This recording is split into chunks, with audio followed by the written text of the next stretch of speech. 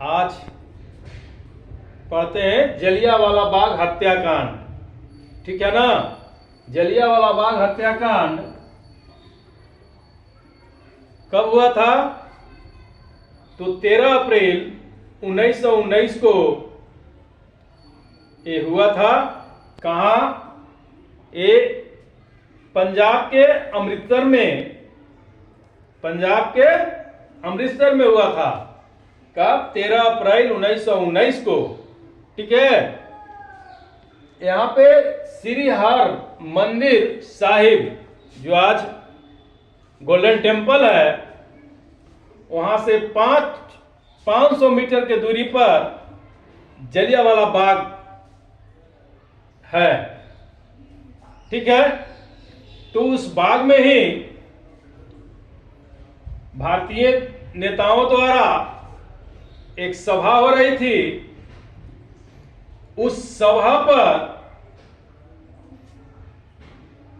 अंग्रेजी general Dyer द्वारा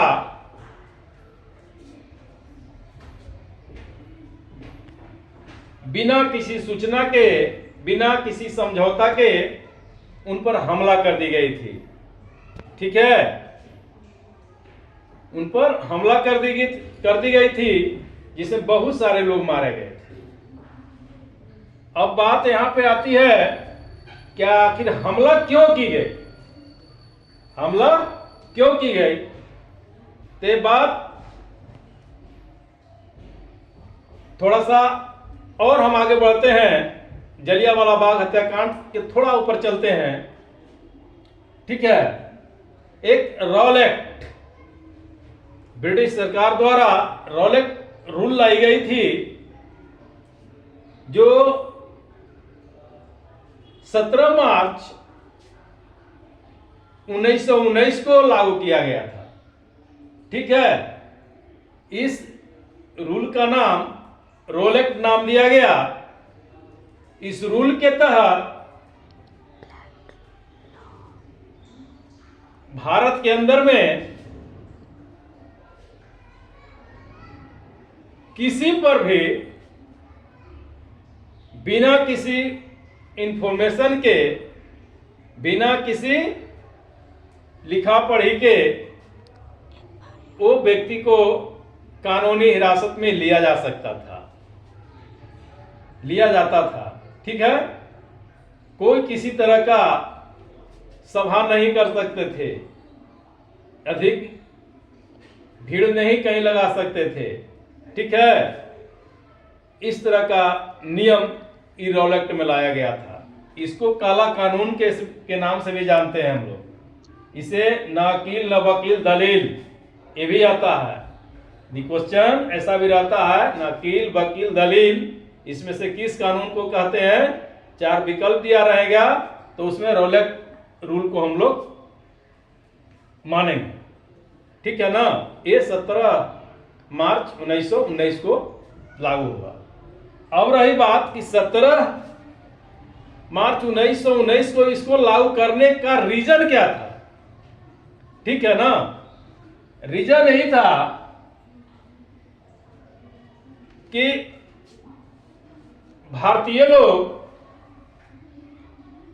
अंग्रेजों से आजादी पाने के लिए तो उतावला थे ही।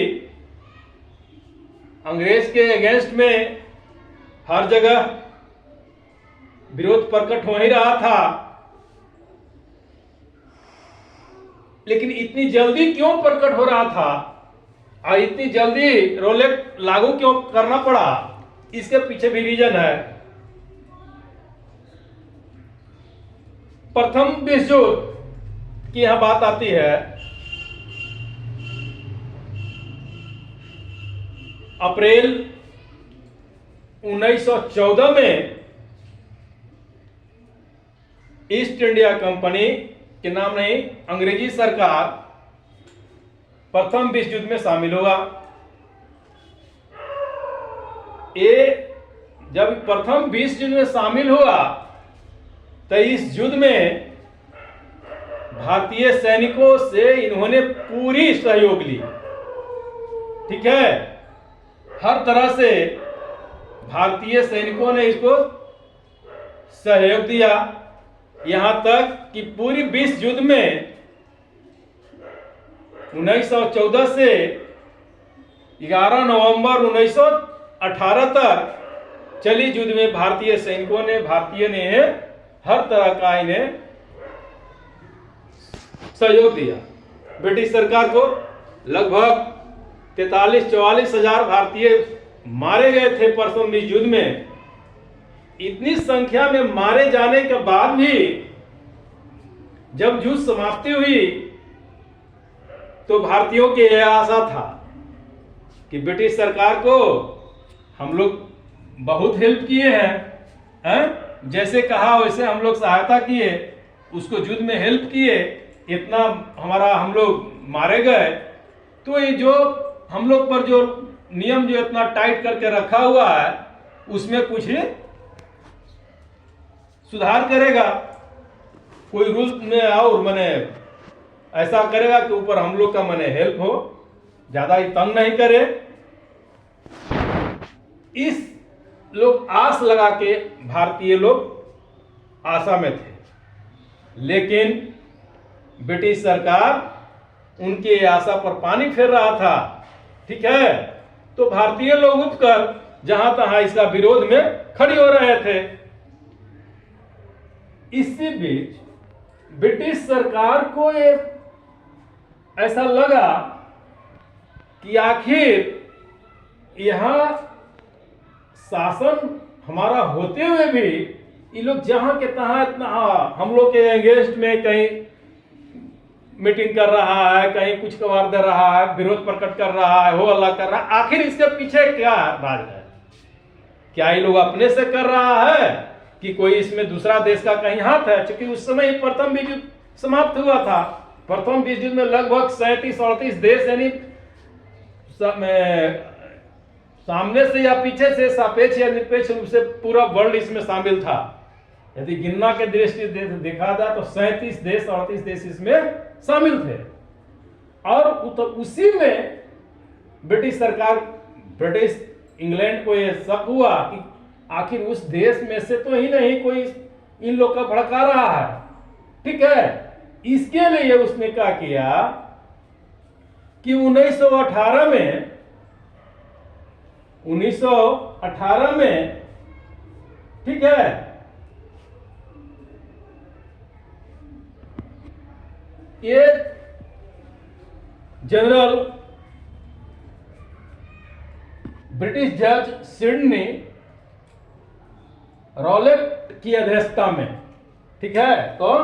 ब्रिटिश जज सिडनी रॉलेट की अध्यक्षता में 1918 में सेडिशन समिति की नियुक्ति की है। कौन? ब्रिटिश जज सिडनी रॉलेट की अध्यक्षता में 1918 में सेडिशन समिति की सेडिशन समिति की नियुक्ति की। कब? 1918 में। किस रूल के तहत? तो भारत प्रतिरक्षा विधान या एक्ट कहिए, भारत प्रतिरक्षा एक्ट 1915 के तहत, ठीक है ना, 1915 के तहत रॉलेट लागू किया। ठीक है ना। और ये रॉलेट लागू करने के पीछे इंग्लैंड का यह मंसूबा भी था कि कहीं ये लोग भारत की आजादी में के लिए एकजुट हो रहे हैं, उससे इन्हें रोका जाए, ये भी एक कारण था। ठीक है ना। तो वही इसी रॉलेट के तहत उन्होंने भारतीयों पर हर एक तरह का प्रतिबंध लगा दिया जी।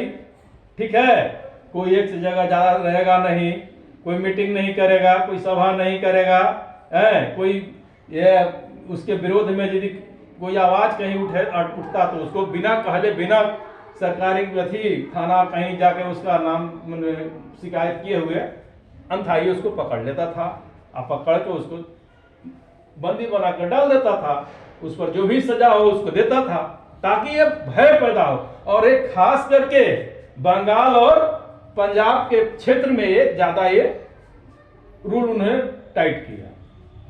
ठीक है, इसी रूल के तहत पंजाब अमृतसर के भारतीय नेता डॉक्टर सत्यपाल और डॉक्टर सैफुद्दीन किचलू, ठीक है, जिन्हें गिरफ्तार कर लिया और काले पानी की सजा दे दी, ठीक है ना। उस काल उन्हीं दो, कौन, डॉक्टर सत्यपाल और डॉक्टर सैफुद्दीन किचलू के छुड़ाने के लिए, ठीक है, को छुड़ाने के लिए 10 अप्रैल 1919 को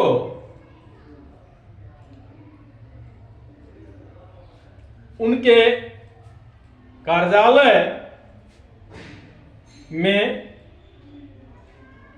लोगों ने जाके गया, घेराव किया। जब लोग उन्हें छुड़ाने के लिए घेराव किया तो ब्रिटिश सैनिक ने कहा कि ये उस समय कि उन पर हमला करवा दिए, जिसे फायरिंग करवा दिए। कुछ लोग घायल हो गए, कुछ लोग भारतीय मर भी गए, ठीक है।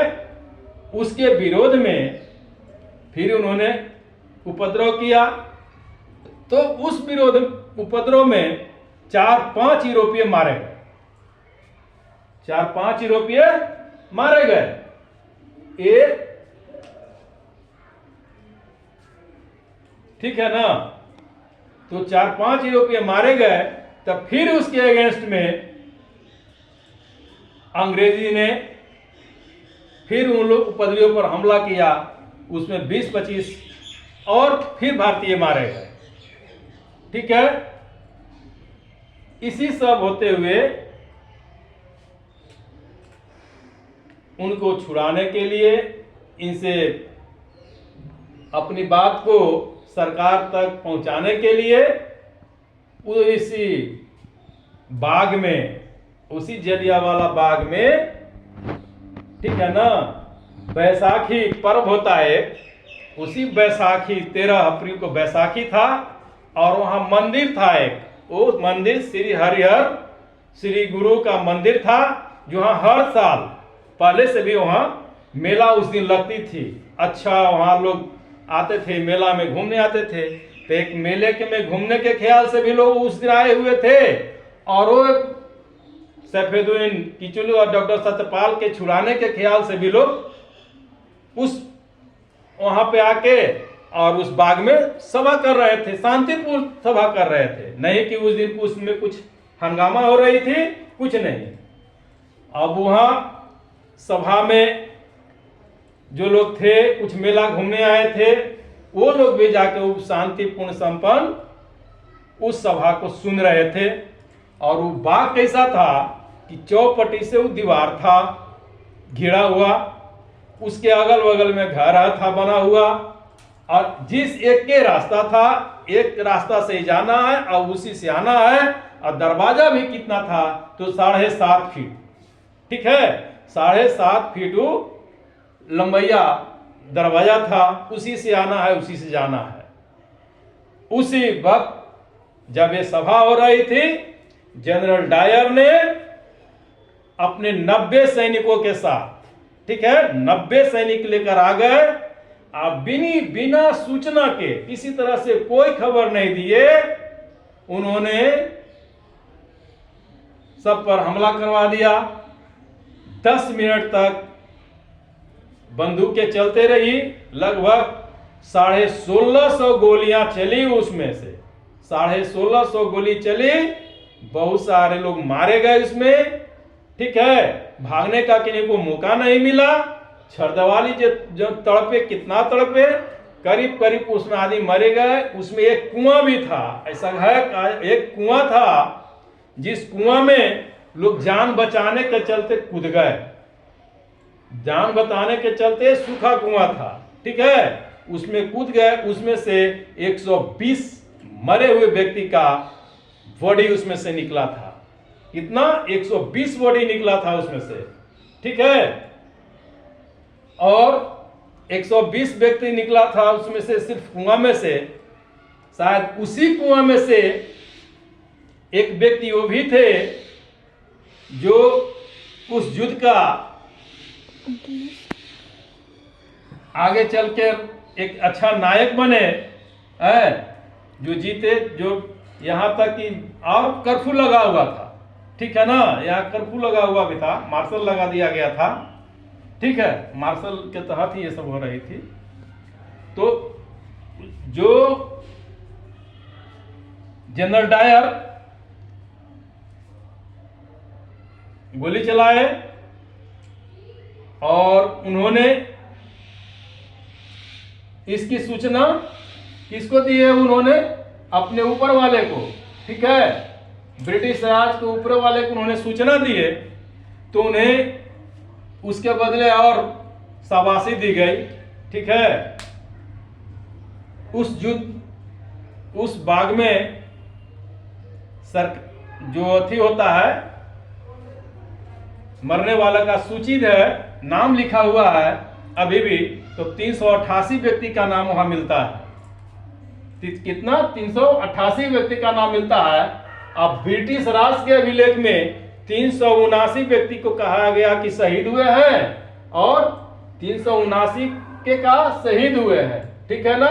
उसमें से 337 पुरुष और 41 क्या थे? 41 नाबालिग लड़के, ठीक है, 41 नाबालिग लड़के और एक 6 माह का बच्चा था। 379 व्यक्ति। ब्रिटिश राज के अभिलेख में लिखा हुआ है कि जलियांवाला बाग हत्याकांड में 379 व्यक्ति मात्र शहीद हुए थे, ठीक है।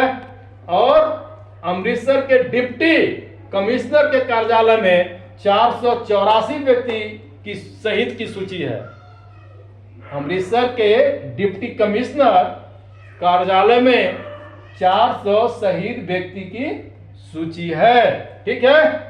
और अधिकार आंकड़ा जो आम लोग के मौखिक से बोला गया कि ना कि लगभग 1500 आदमी मारे गए और 2000 से अधिक घायल हुए थे, और उस सभा में लगभग 5000 की संख्या थी।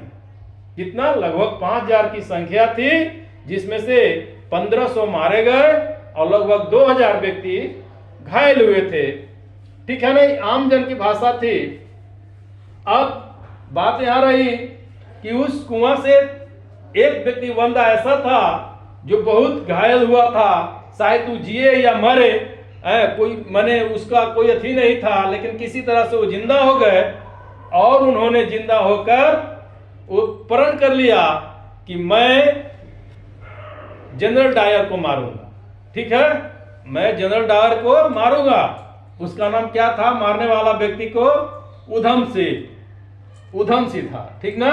उधम सिंह 13 मार्च 1940 को 13 मार्च 1940 को लंदन के कैंकेस्टल हॉल में जाकर जनरल डायर को गोली मारी थी। जनरल डायर को गोली मारी थी और उसके बदले में उन्हें 31 जुलाई 1940 को उधम सिंह को फांसी दी गई।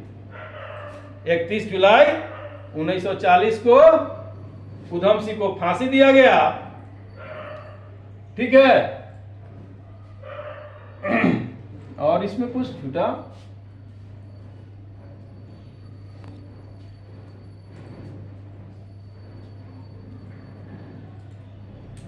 रोका नहीं है। चलिए ठीक है, थैंक यू, धन्यवाद। देखना कि ज्यादा विलंब हो रहा है, ठीक है।